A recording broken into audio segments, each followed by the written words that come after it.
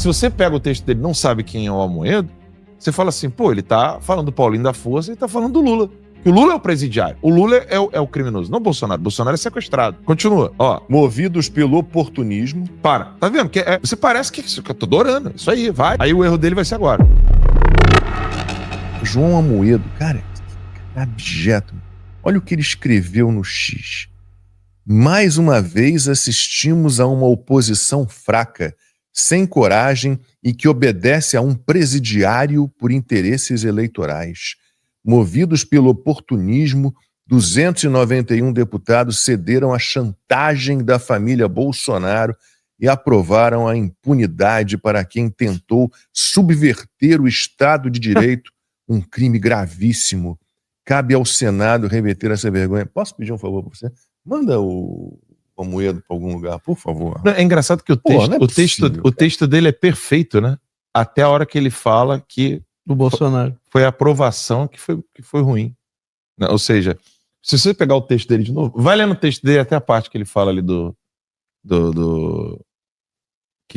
lê de novo. Mais uma vez assistimos a uma oposição fraca, sem coragem e que obedece a um presidiário. Para aí, até aqui ele tá falando do Lula e do Centrão. Eu tô adorando. Vai. Não, ele tá falando... Não, eu sei, mas o texto frio, a letra da lei, né?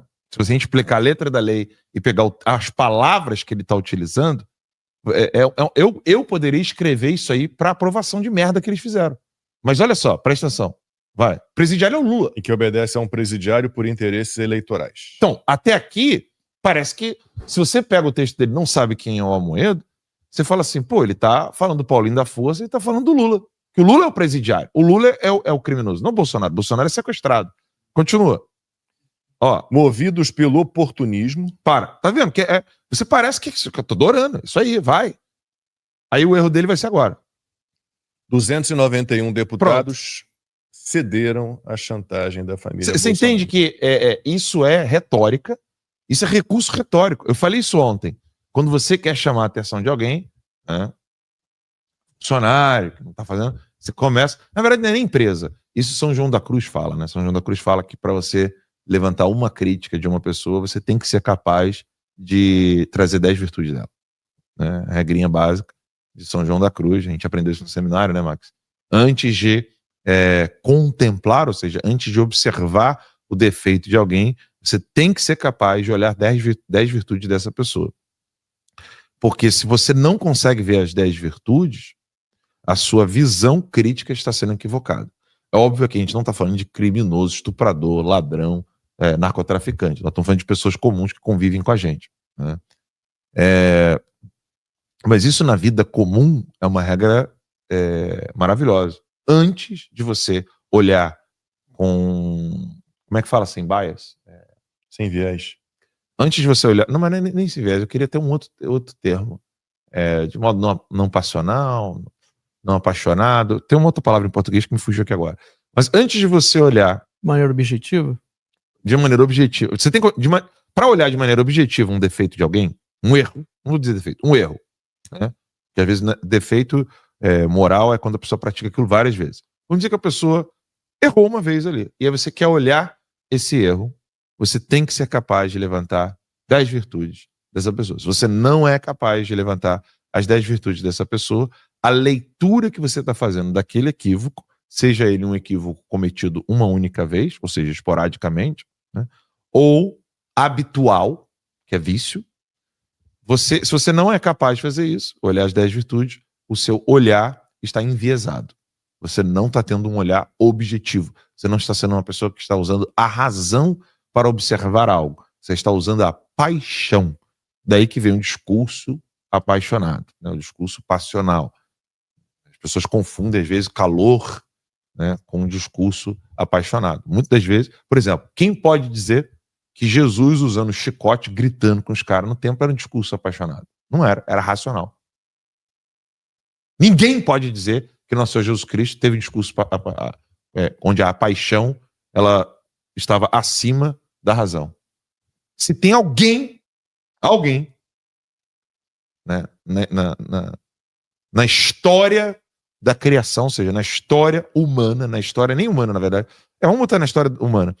Ninguém na história humana agiu com a razão acima da vontade, senão nosso Senhor Jesus Cristo. Todos os outros, ou é por causa dele, né, ou é por ele, ou por meio dele.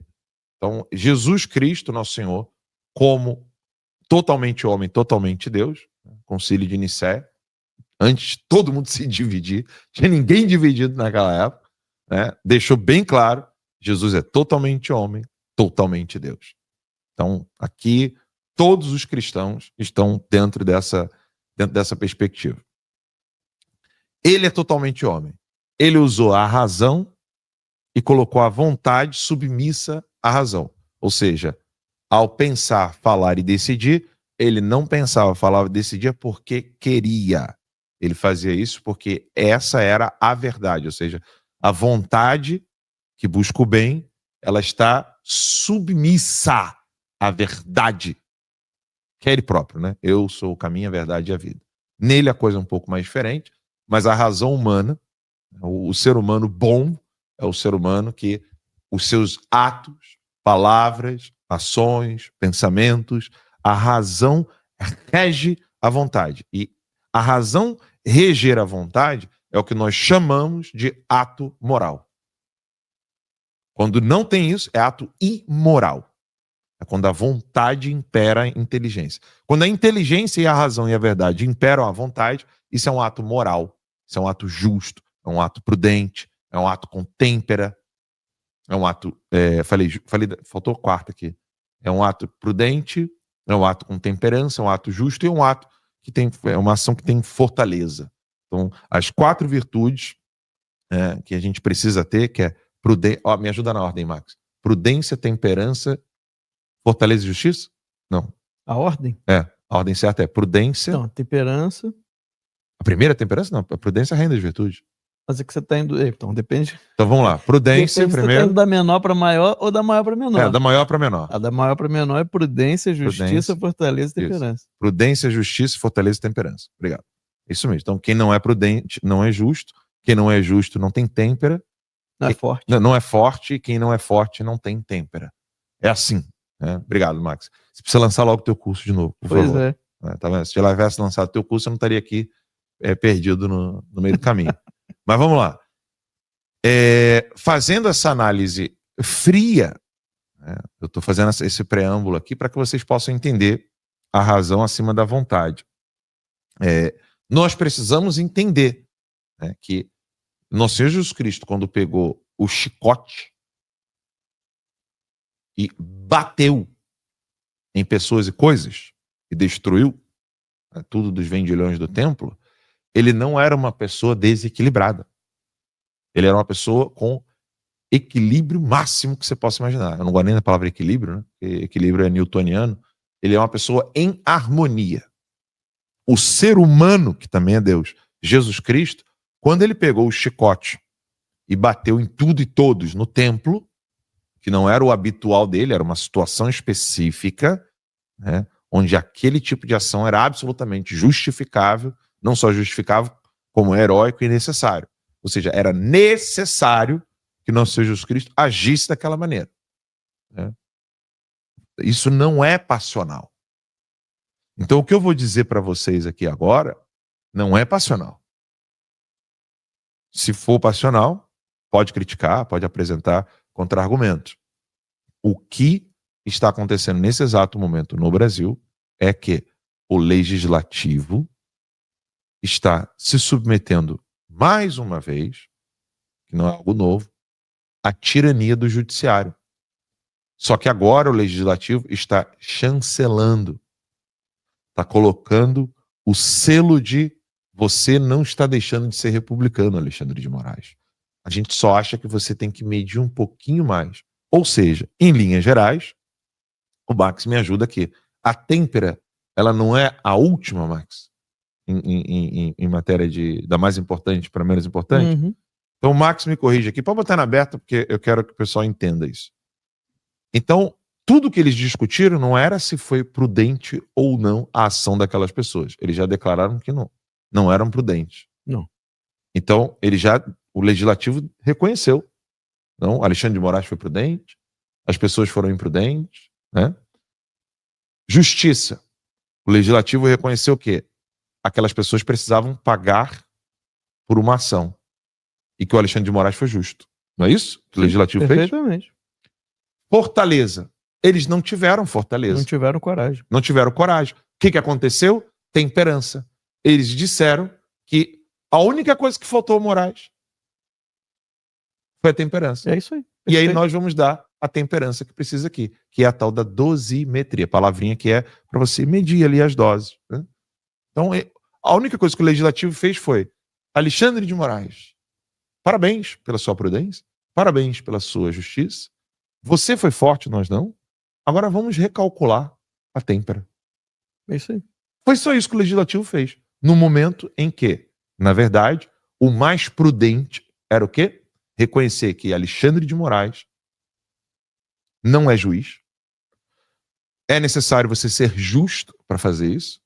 Então você tem que dizer, ele não é juiz, ele não sabe julgar, ele não julga de acordo com a lei. Para isso você vai precisar de fortaleza, você vai precisar ser forte. E aí sim, a têmpera, que é o que eu falo o tempo todo. Se você partir das 4 virtudes, onde realmente todas as outras acabam decorrendo delas, se você analisar Alexandre de Moraes por meio das 4 virtudes, eu sempre falo isso, né? A têmpera. A única coisa voltada a Alexandre de Moraes é se ele tem que ser penalizado com prisão perpétua ou pena de morte. Se você for prudente, justo, corajoso e tiver temperança, você não vai executar Alexandre de Moraes. Você vai consultar os bons homens, consultar a sociedade, consultar as leis e decidir se Alexandre de Moraes merece a prisão perpétua ou a morte. É só isso. O legislativo, pelo contrário, está fazendo isso com as pessoas inocentes que estavam andando no dia 8 de janeiro.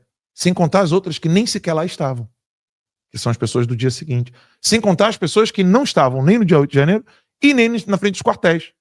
Felipe Martins, eu, Bolsonaro. Ou seja, não importa onde você estivesse. Se você estivesse na manifestação do dia 8 de janeiro, se você estivesse no dia seguinte, ou se você simplesmente fala na internet contra essa tirania. Todos nós somos penalizados. Quando, na verdade, a única pessoa que deveria ser penalizada é Alexandre de Moraes. E aí eu digo, como é a alta traição e tudo que ele fez ultrapassa até o que nós chamamos de crime, né? Porque ele é abominável. Alexandre de Moraes e suas ações são abomináveis. A morte do Clezão, as pessoas que estão sofrendo, terrorismo, que ele está fazendo terrorismo com as pessoas, tortura psicológica, tortura física, como ele fez com o Felipe Martins, solitária. Isso não é só tortura psicológica. O que ele está fazendo com o Bolsonaro nesse exato momento não é tortura psicológica, é tortura física, reconhecida em tratados internacionais como algo proibido de ser feito. Então, Alexandre de Moraes, ele só merece 2 coisas: ou a pena de morte, ou uma prisão perpétua.